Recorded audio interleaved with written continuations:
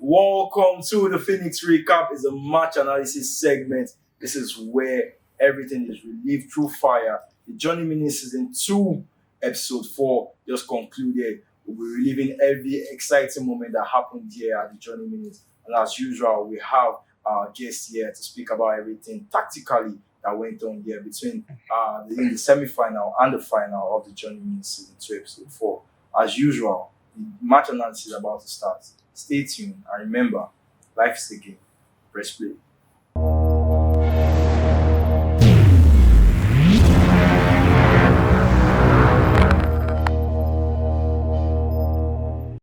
Welcome back, ladies and gentlemen. I tell you that we have certain names here to speak about this one. It's a match analysis segment. Without further ado, let me introduce the first guest here. He's back again with us here in the studio. He's that man they call Boyd. We usually have the Arsenal banter, but today we'll be speaking about FC today. Welcome to the studio, Boyd. Good to be back.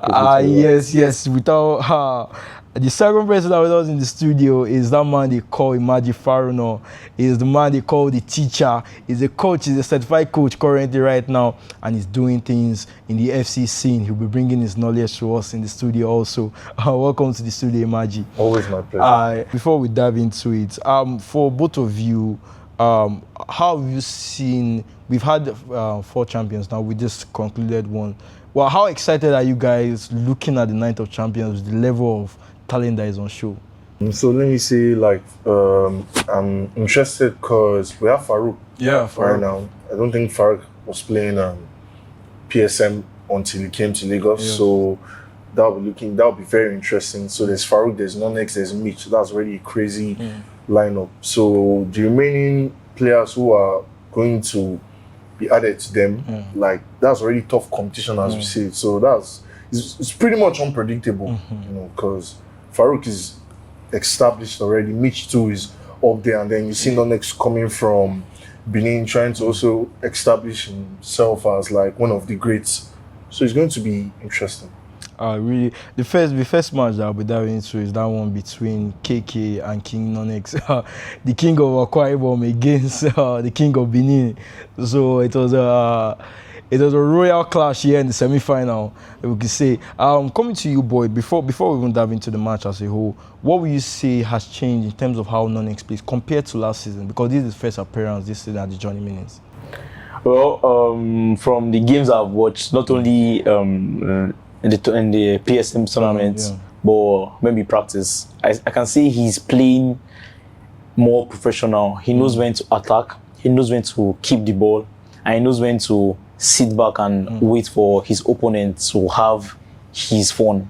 So I think that is what he has changed. Coming to Imaji, KK, I'm sure you've seen some of his games also. Well, how will you speak on how his own style of play coming into this tournament like this? I mean, I don't want to fully give away his style of play. I mean, he play a lot back home, so I would say he has a very high tempo.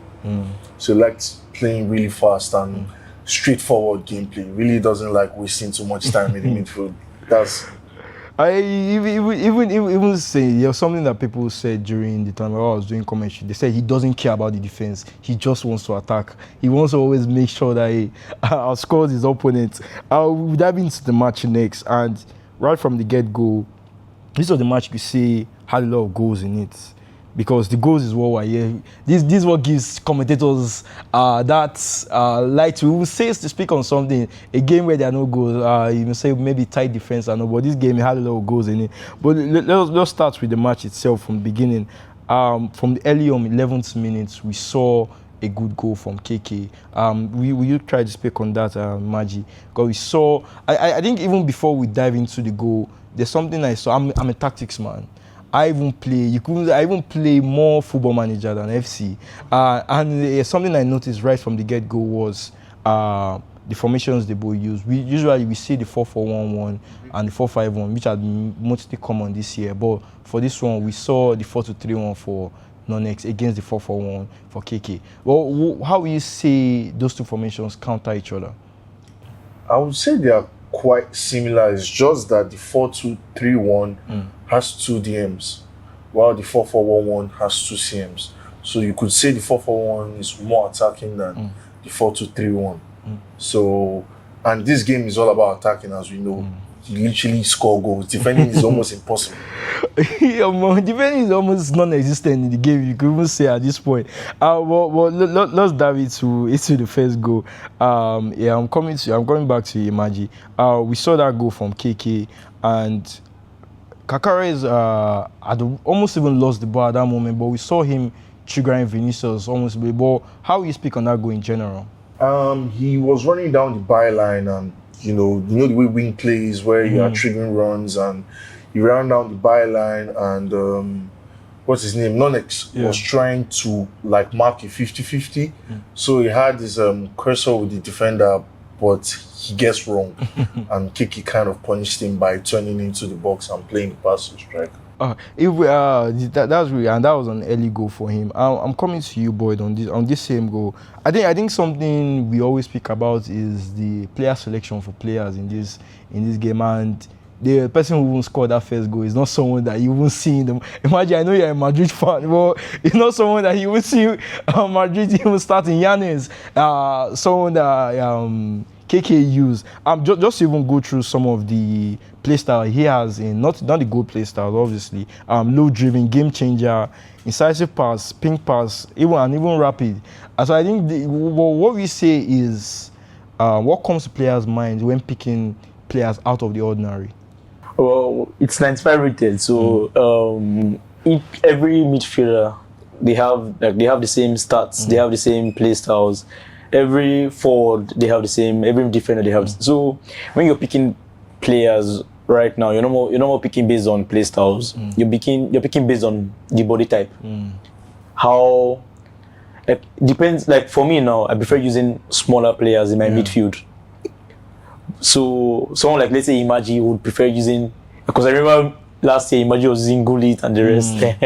So if you're used to playing those kind of players and heading, you go for that. You find a team that suits your game style and you go for it. Yeah, and from that we saw the first goal in this game, but we all know we called him the king of Benin. He wasn't going to he wasn't going to relent in this one, and we saw him responding in the 25th minute. This one, I was correct me if I'm wrong. For this goal, I thought the one thing I know people always tell me is I should always try not to remove my DMs away from the passing lanes, especially while the person is in front of my box trying to recycle and all. But in this case, I saw KK trying to use Valverde in this case, trying to defend the player on the ball. And for me, I thought that was the little moment where he created that space before Musiala was able to get that one for Nonex to eventually get that goal. But how will you speak on that goal itself? So how I'll speak on the goal is it's 50-50 in the sense that it can work your way when you're defending with only your DMs and your opponent is not getting a sniff a goal. But it can also work against you when your opponent is very fast and you're not jockeying to that particular position on time, and he makes that pass, and that's what Nonex did. He can play slow, but he can also play very fast. He immediately found the pass to Musiala, and I think that is not even what created that goal. What created the goal was the fake shots. If he had taken the touch inside, I don't think he would have scored. But the fake shots would probably confuse KK a little bit. Like, oh, what is he trying to do here? And that would give him that split second to make that second shot, and he finally found the goal. We've seen a lot of fake shots. We saw the fake shots. He went to Champions League. That one with that man they call Luis Diaz. Wow. Really? So the fake shot is something that is also effective in FC also. Moving on from that goal, it's when you get back into the game 1-1, it's almost like, okay, yes, I'm back in it. What can I do next? But your opponent scoring the next goal is one thing you would not always want to happen to you in a semi-final like this, Imaji. For this goal, I was more critical about Tar in this position, but you said he had to guess at that moment, and that eventually led to the goal that allowed Mbappe to get in. But for you, from your perspective, what would you say was the key moments that led to this goal? So if you notice, like, KK does a lot of running down the byline to spread the defense. and the mind game is when it's coming from the wings back to the center.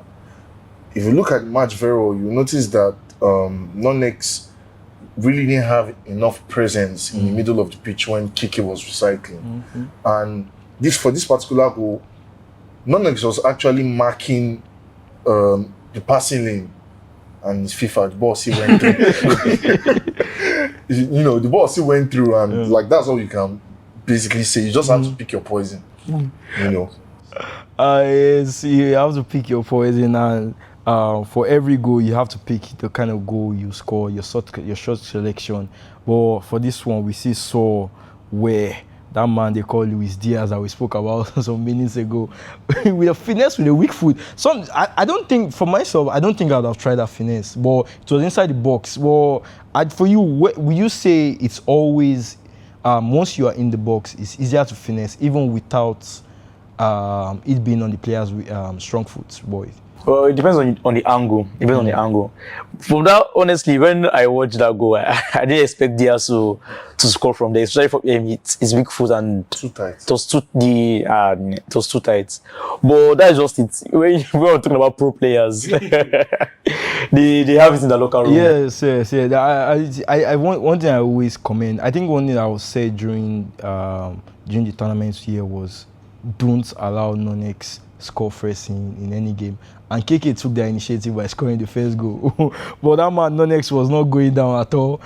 We still saw him come with another goal again, because we saw that there was the drag back there to release the pass to Olise from Carl was, I think the drag back is probably the most popular skill move in the game currently. Well, how effective can it be, Imaji? For the drag back? Yeah. Like, drag back, like, I remember back in the day, first time we really saw like people doing drag back, it was kind of like Tex popularizing it. And then he would do a drag back, and it's a 50-50 because you can do elastico or the reverse elastico. So you kind of had to guess. But nowadays people do the drag back and like they wait for your reaction before they make up their mind. So it's like a really good skill move to know, and like knowing the positions where you can pull it off as well. We saw Non-X even going up by 2 goals. This was 4-2 at that moment in the semi-final.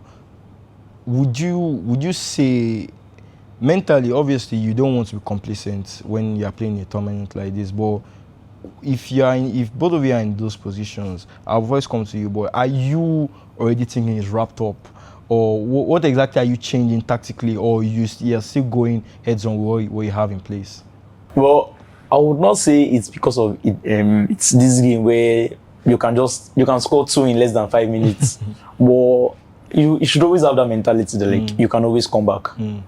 We watched a match. Killan came back 7-0 against someone that who is probably his level. You understand? He came back 7-0. As at 5-0, I'm very sure most people would say it's over. You understand? Even speaking of that game, the person even scored 8-4. Yes. So I think even scoring that 8 goals should have even sealed the deal for the. Well, as it is, FC has. The FC always have his scripts. I don't think it's only FC though.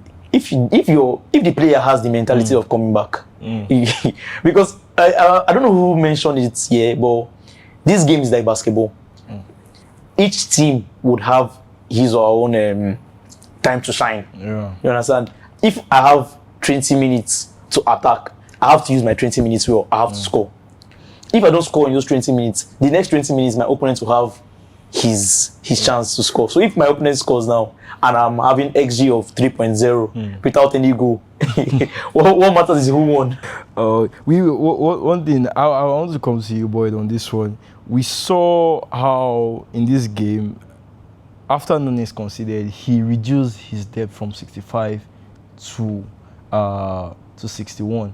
Would you say what's the really difference in that? Because we know it's still both on high at that moment. But what we say is difference with him just doing that little tactical switch. Like Imaji just said now, offside traps help a lot, and the higher your line is, the better chance of the line automatically giving you that offside trap. You understand? So he's already winning 4-2. He doesn't need to go all out again. He probably just wants to sit back and probably that was even ruined the game for him. Yeah. And Keke came back into the game, getting the fourth goal.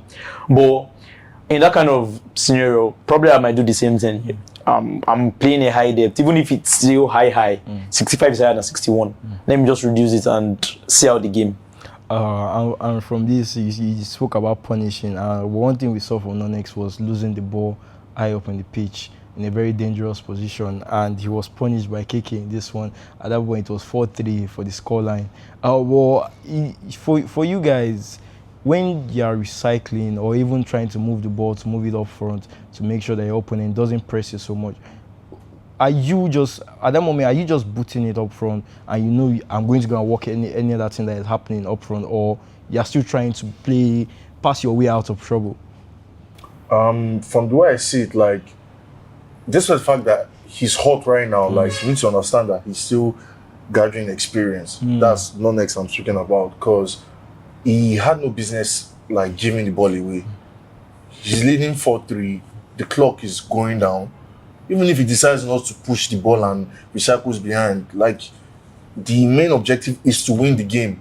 But he goes ahead, like, trying to make a fast pass and maybe try and counter, who knows, and then Kiki intercepts the ball. So over time, like, the pro player mentality is basically to win the game. You have to do anything you can to win the game. And towards the end of the game, you have to slow down the game, whether I like it or not, because you wouldn't want to go for chances and risk being counter-attacked. So you rather just play with the ball in the opponent's half and just time waste. Well,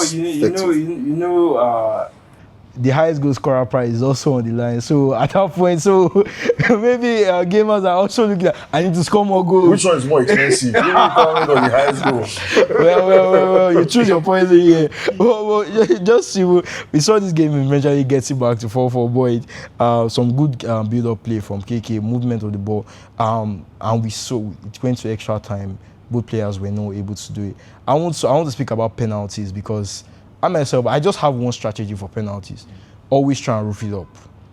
I always go with the full power, no matter what. But in this one, it even got to the point where the goalkeepers were playing penalties. But what we say is the go-ahead move when it comes to penalties. How do you guys exactly approach penalties? I won't even lie to you. I'm very bad at penalties. I'm extremely bad. I have an app that selects my honestly, I'm very bad at penalties. But in all things, what I'll say is you have to be calm when playing your penalties. If you pick any sport, don't second guess. Just play there. And what I'm doing right now, if I don't rely on the app here, wherever I was supposed to play before I got the penalty, that's where I would play. Risky man. If I was going to finish it top left, I'll play there. Do you have any input on this? It's mind games, so like there's no strategy. There's something the guy are playing guesses right. He's winning the penalty. I remember there was a penalty to that with Arrows. I played 4 left. Arrows died right 4 times. 4 straight times. The 5th time, the last one, I played right. He died it's the beauty of the game. It's the beauty of the game. And we saw in this one how the King of Benin was able to come out on top in the penalty shootout. It was a cruel way for KK to lose this one, but entertaining match nevertheless. We bring you the second semi-final very soon. It's that one between that man they call Hanif and Mr. Oga. I have a little story about that one before we even dive into the match itself. But we'll be right back. But as usual, stay tuned. And remember, life is a game. Press play.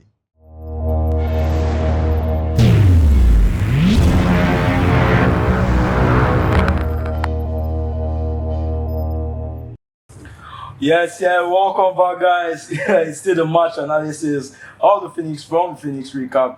The one that happened here at the Johnny Mini Season 2, Episode 4. We got our 4th champion. Before we get into the final, we're going to speak about the second semi-final.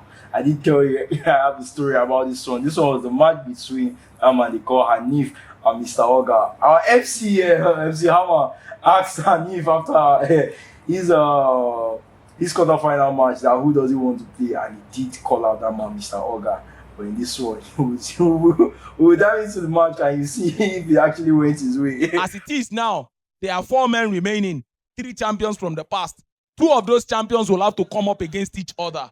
If you are to draw one of those 2 men, who will be more preferable that you will want to play in the semi-final? They're all tough lads, but let's see. But give me Mr. Oga, let me. Welcome back, you guys. It's a fun one here in the studio. I told you that I called out Mr. Oga. He eventually got that fixture. But in this one, let's even start from the beginning. We imagine you noted lackluster finish from that man they call Hanif from the beginning, because you know you always want to get that first goal in the semi-final like this, where you know everything is on the line. But what would you say was going through his mind at that moment? I just felt like the finish, I really didn't like it, honestly. There was not enough shot power, and he could have done a lot more than what he did. You know, the shot power was so small. So in my mind, I'm like, why? Is it that he doesn't want to win? You call out someone that mean. You need to put your best from the first minute. Exactly, like you want to win. So, I think in this game we always speak about the skill gap, talent on show, but we always know that luck has to come into your place, and I think that's what we saw for the first goal for Mr. Oga boy. We saw how that ball, Riga didn't even block that one, but he still fell. Kayo Saka. What at that moment, how will you really analyze that? What you as an opponent playing against something like that happened to you, does that mess you up mentally, or how do you even react for something like that? Well, I don't think I would think more. I won't think much about it. Yeah, because I'm still in the match. You understand? If I'm going to put that in my mind, that just takes me out of that match and I'm going to lose instantly. So it happens, you understand? He got the lucky goal, but I always believe like you create your own luck. You understand? If he wasn't inside the box, if he hadn't shot, he wouldn't have gotten that ricochet. You understand? But all in all, you just don't allow those kind of things get to you and just keep on going. And keep on going is what we tell our we have said for our neighbor. It felt like Mr. Oga that was having this one on the day, because I think that man they call Mr. Integral, the OG of all OGs. He said, no, who is this little boy calling me out? Well, we saw. So no, we're not trying to banter Hanif's height in this case. There's really a high difference in this one. no pun intended. No pun intended. But in this one, we saw there's something I don't really understand, but I think it happens in the heat of the moment. Imaji, before we saw the second goal from Mr. Oga, we saw Hanif almost having a one-on-one with the goalkeeper there, but he moved already back. But we still saw some brilliant use of the advanced defending from there before it led to that brilliant counter. But what usually happens is that moment where you are supposed to have gone forward, but eventually come back and your opponent eventually recovers that ball from you. There's one thing I always tell players is like, stop overthinking things sometimes. Like, just be simple. I'm pretty sure he felt like Oga will read it. Yeah. So he came back to try and beat the defender or stop the defender from getting ball. It's all in your head. Like, just move forward and play the shot. If you score, you score. If you don't, you don't. So yeah, a really brilliant counter that one. And I think the only person I spoke to during the tournament that said he still even uses tactical defending was that man they call tactical himself. Okay. You guys say tactical defending is out of the game. We see some pros using it. I think Nicolas still even uses tactical defending, or if I'm not wrong on that one. Yeah. But is tactical defending ancient in the game, or is it still used in the pro scene for you guys? For me, I think it's ancient, because I would rather prefer being able to choose from having my stand tackle and the bruiser. Exactly. If you're using tactical, it basically just chooses for you. You have to get close to the player before you can press or you have to stand in front of the player before you can anticipate. You understand? I don't want that. I would prefer my X to be for pushing the player away, and my box should be for standing tackles. Yeah. Sweet. But like, if you think about it, the best player in the world uses static. He has not met me yet. Yeah, that's a good one. Oh boy, I'm still coming back to you. Now, I think one thing that has been, I think it was Fola. I was watching one of his stream, and one thing he was complaining about is why did he introduce the professional foul? For you, would you say it's a brilliant idea? Because that was what Isaoga used there. In this one, he was already 2 goals up, and he saw that his opponent was going to get 1 goal in that match, and that professional foul came in, and that man Saliba got a red card. What for you? What's your opinion on that? Me, I don't really like it, but he won. So who am I to say he didn't make the wrong or right decision? He won at the end of the day. Left for me, 75 minutes, professional foul, red card in this game, FC26, no. It's too early. It wasn't, because like, think about it this way. If it was 9 minutes half, he's fried. He's fish fried. Because 9 minutes half, 15 minutes left to go is like 30 minutes. Right? And then we all know that a red card in this game is basically like a death sentence. Yeah. If you're already losing, it's almost impossible to come back. And then Anif had a free kick. Like that free kick, like if you are really good at free kicks, that's a goal. That's a goal. There's really nothing Oga could do in that situation. So there are a lot of factors that you have to consider before deciding to go for a professional foul. Well, but if you tell me like this is 120 and the guy is running there, I'll collect 4 red cards. Like, we know the Ramos days. Bro. You know. Kill him. We remember or Suarez. It was Suarez.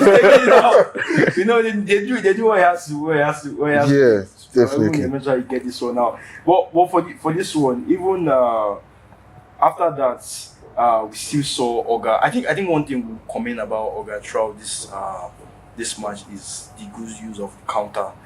In this game, brilliant counter from him. We still saw a very beautiful counter goal. He eventually even mocking Ani by walking the ball into the net at that moment. He got a red card telling me I don't need to beat you with 11 men, but I walk the ball into the net also.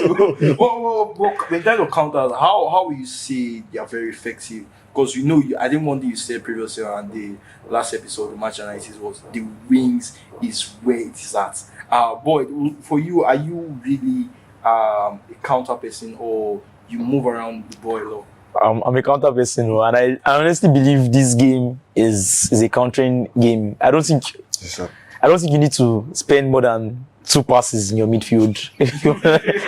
Honestly, you just have to go. You have to go forward at all times. So, yeah, and you'll notice, the people that win more of the games are people that attack more.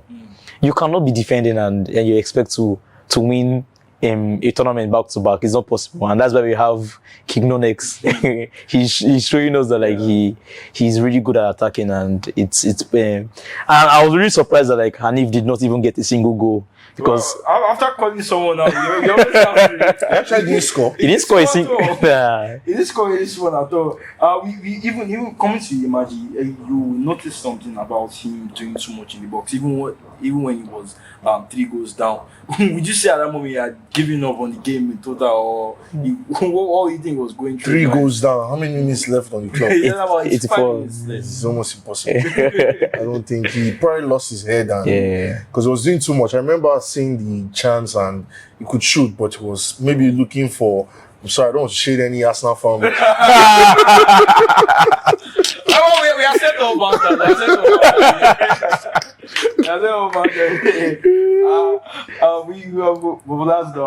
Oga said, I still want to put one in it. Let me hit you another one. That nasty drag back to that pass to Gabriel before they finish. A good counter attacking goal. Yeah, funny on the scoreline for this one. That one gave Mr. Oga the chance to go and meet that man they call King of Benin at the final of this season 1, season 2, episode 4. It was a great one. And he called out Mr. Oga, but in the end, he said that yes, I am Mr. Integral, I am the OG for a reason, and he proved himself. We'll bring in the final next for you guys to speak on that one. It was a really great final between that man they call Mr. Oga and King Nonex. But as usual, stay tuned. And remember, life is a game.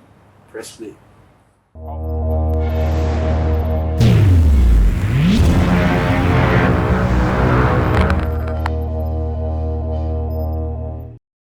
Welcome back, guys. We're coming to the end of this match analysis segment for episode 4. From this season to episode 4 of the Journey Minis.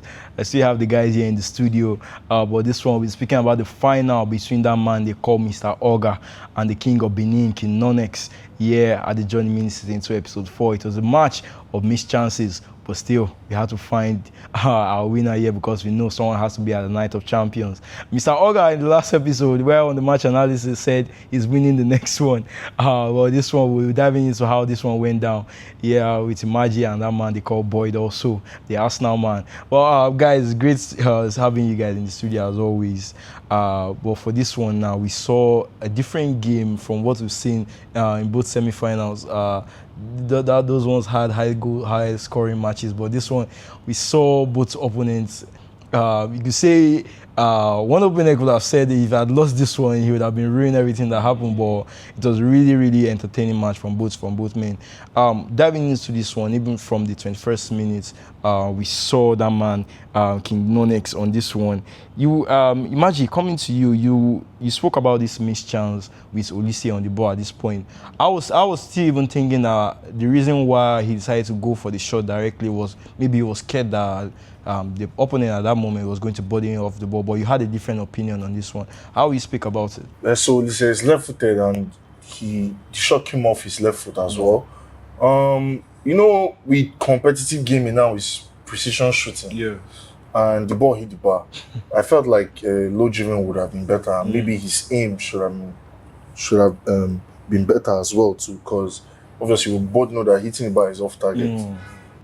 I think that's a very funny start in football because when you someone that doesn't watch the game or anything, or even normal football, like when you hit the bar, you'll be like, oh, I hit the bar during the match, and you're wondering that, okay, this is not counted as a shot in this game, but that was wrong. He missed that chance with the low. As you said, he was supposed to go with the low driven shot with that one, but we did see how Mr. Oga was able to grind this game, and he was able to eventually be able to go ahead in this one for Boyd. The first goal, and I think speaking to you as an Arsenal fan, Oga is Arsenal in this one. We see what Arteta is trying to put into Declan Rice. We saw the box-to-box rule coming into effect in this one. But for you, is the box-to-box rule, if you are rating among the roles that are in the game itself, how will you rate that rule itself? I think it's the role that can do everything. Yeah, it can give you playmaker roles, it can give you deep line roles also. It's a role that like you have all over the field, and for me it's the best CM role in the game. I think even at the beginning of or when the game came out, there were a lot of people that were putting both their CMs on box-to-box ball winning. That was at the early stage of the game before we had the different patches that came. So you know how he likes to twist things up.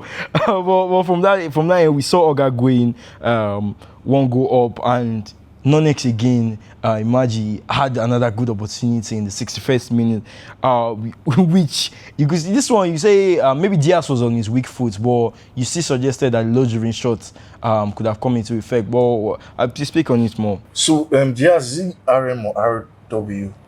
It's RM. So RMs So LM. It's an LM, right? Yeah, so LM. LMs have game changer, but obviously he's coming in from the left and he's going to shoot with his big foot. big foot. So, like, because of the fact that LMs do not have the finesse short type trait, so low driven to me feels the most effective because they have low driven trait. So if you look at the chances that Nonex was missing, especially the finesse short chances, because LMs, RMs in this game, and then he uses a cam as a striker. So LM, RM cams do not have finesse shot. So if you are going to attempt the finesse, it's likely it won't go in. That's just one. And speaking about finesse, we did eventually see that goal for that man they call King Nonex in the 70th minute. The finesse shot he has been trying throughout the whole game, boy. I was what immediately gave him. But I wanted to speak about the build-up for that goal. We saw some good build-up from Nonex because I think for this game we always say patience is what's needed before you even get any goal in this game. But for you, how you speak on build-ups and how gamers can probably even improve their build-up in game? Well, this particular build-up, I would say Nonex just probably went with it because it worked previously. The 61st minute, he missed that same chance, and that chance was gotten from this exact same build-up style, passing around, and he triggers them there, and he makes the run.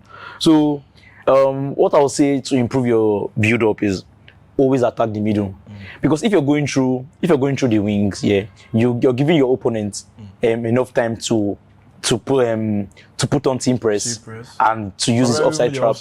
Exactly, because you're not posing any threats on the wing, so your opponent has enough time to defend you. But if you're forcing the ball in the middle, your opponent doesn't have enough time to do the offside trap, because if he does the offside trap, you're looking directly straight at him. You can easily pass and you get your one-on-one. So always just try and attack from the middle. Well, I'll be adding this to my tips because I'm someone that likes to operate on the wings a lot. So sometimes I would do too. I think maybe I even need to move away from that, because once I get to doing, the next thing that comes to my mind is skill move that I'll be able to execute at that time. So the wings are very, very, very dangerous, but also it can also be your poison also.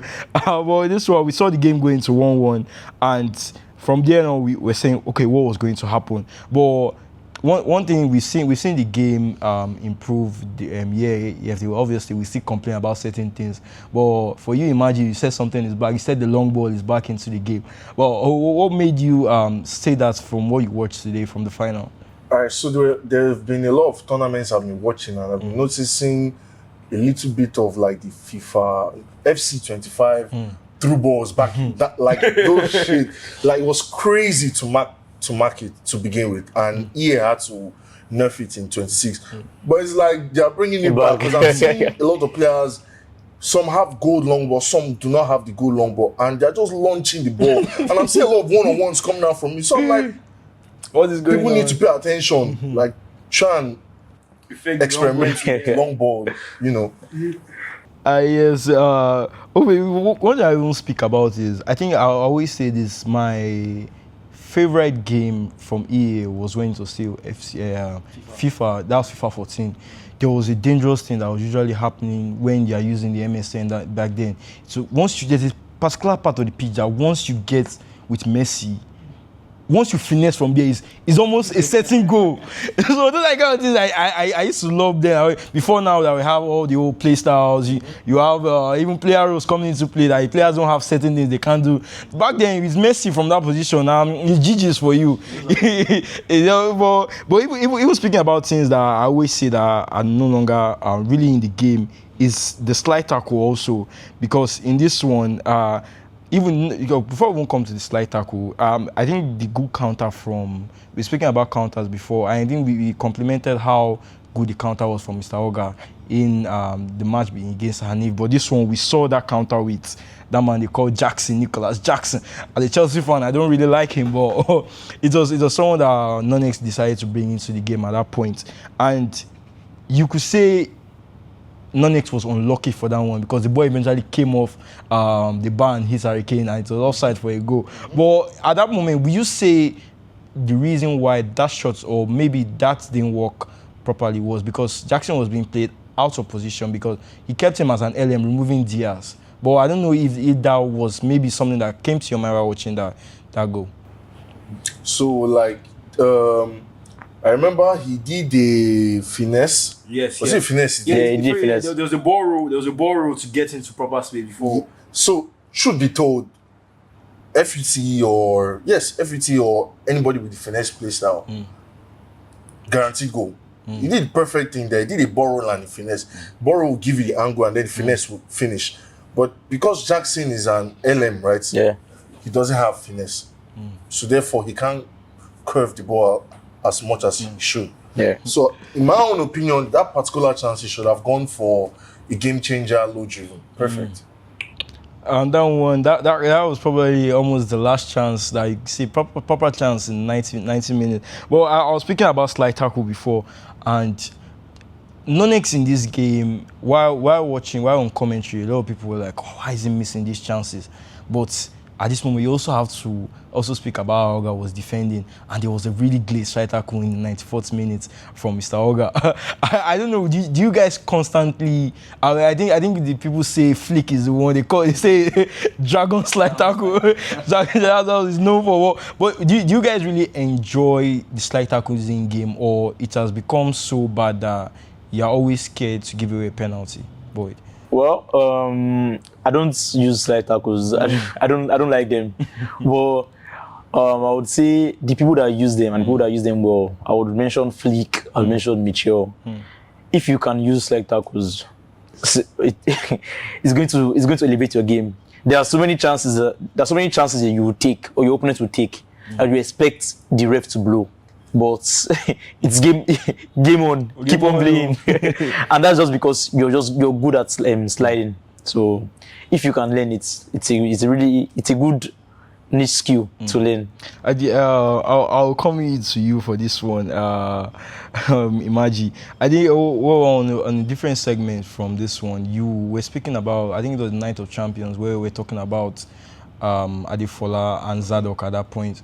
There was a one-on-one in that case, and you were talking about the mind games that come into play. But in this one, we saw how Mr. Oga brought out Kepa, the goalkeeper, and yeah, you also suggested that in this 1v1 that he could have easily, Nonex could have easily gone with a low-driven shot here. This one, he tried to finesse with Carl on his weak foot. But how will you speak on it in that one? Because, you know, in this thing, it's a mental state.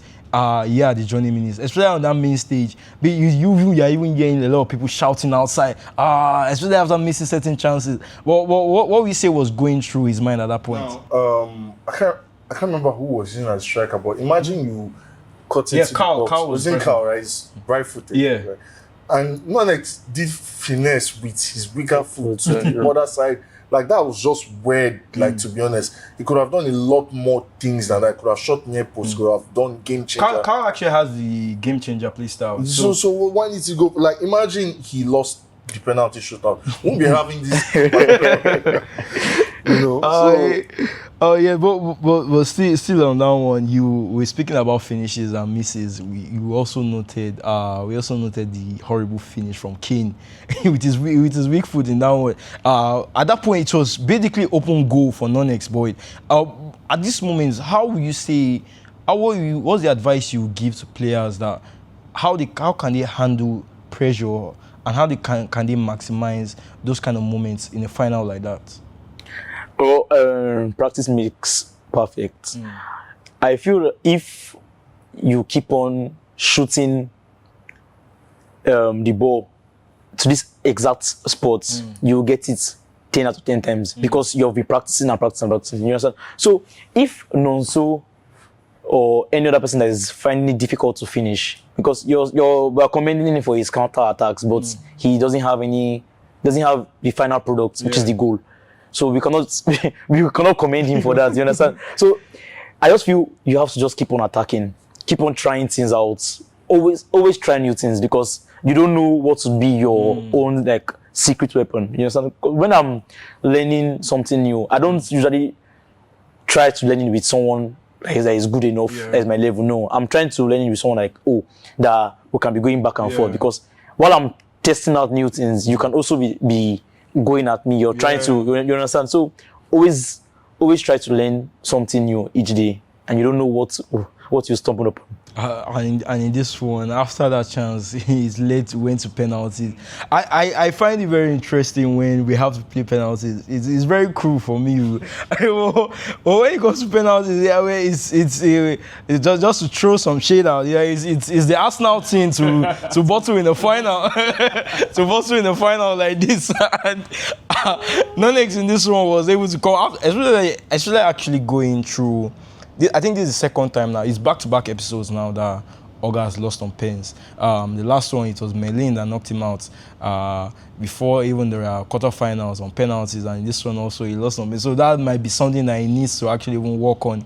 But penalties are really annoying to a way to lose in this game, and it's really great how this one has come through. We've seen how we've been able to, both players, both non-ex and that man they call KK also were able to benefit also from the non-ex Zadok initiative that we've put into place. So gamers from outside Lagos, you know, come and beat these Lagos gamers. Yeah, they are really nothing. You just take advantage. As long as you get to the semi-final, yeah, the journey means the non-ex Zadok initiative will be effective for you. Make sure you just keep that screenshots of your travel expense, and we'll be able to refund you on that. Well, before I let you guys go, I want you guys to predict each person to predict the remaining 4 people who will be at the Night of Champions. We've had Farouk Manzoor already there, Mitch, our ultimate champion, already qualified, Yemi XP, one that didn't qualify last season, making his name this season, and now that man they call King Nonex, the King of Benin, has also qualified again. Well, I think one thing I would say is Nonex has been here twice and he's won both episodes that he has played in. Really? Yes. Yeah. So I think that's a king that is really growing to properly even conquer the whole of Nigeria. So who are your 4 picks? Baji Junior, Adifola. Okay. I would say Anif, then myself. See, you know, off camera, I've told you what we have planned for you. If you win an episode here, I imagine you're not playing anymore. You're too big for us these days now. It's certified coach. But who are your picks for the remaining 4 slots? So Baji Junior, Adefola. Who did you say again? Anif. I know he's a rat. Who else again? Who did you say again? He mentioned himself. I mention myself. Nah, I don't mind you. And then maybe Oga for me. Actually, anyway. Yes. We're coming to the end of this segment. It's been a great one, yeah. As usual, you know how we do it. There are a lot of contents coming out for you guys. Make sure you subscribe and follow all our social media pages. It's PSM_NG. We'll be bringing more contents, more excitement for you guys. The Night of Champions is getting closer. We've gotten our 4 champions, with remaining 4 slots.